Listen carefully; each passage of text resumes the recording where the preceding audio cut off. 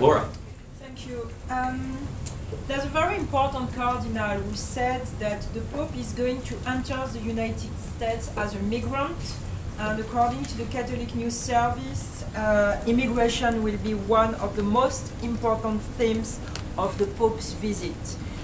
What's the White House reaction to that?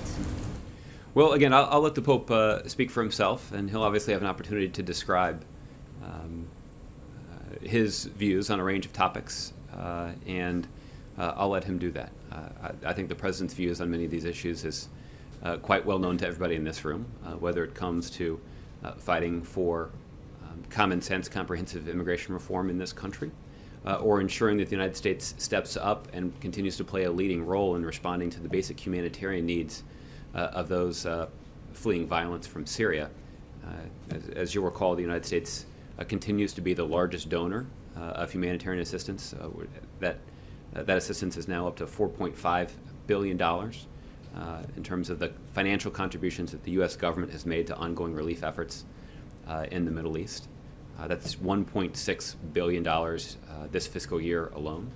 And I think it reflects not just the commitment of the United States, but also the values of the American people to try to assist and make a substantial contribution to the effort to meet the basic humanitarian needs of those fellow human beings that are in a rather desperate situation. But what will happen if the Pope asks the President to welcome more migrants in the United States?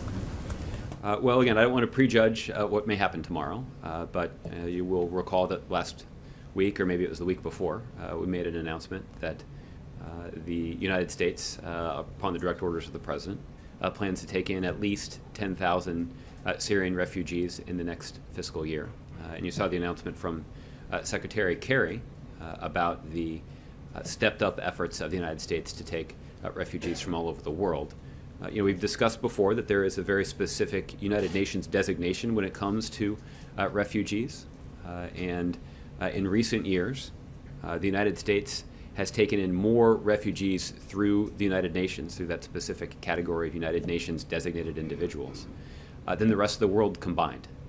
So it is clear that the United States, certainly under the leadership of President Obama, understands the important role that the United States can and should play when it comes to trying to address the needs of those who are less fortunate, particularly those who are in such a desperate situation that they've had to flee their homes because of violence. Last thing, in front of the Pope in Cuba, Raul Castro's speech included a demand that the United States returns Guantanamo Bay to Cuba. What's your reaction? We've had the opportunity to discuss this a couple of times, but that certainly is not part of the policy that we envision.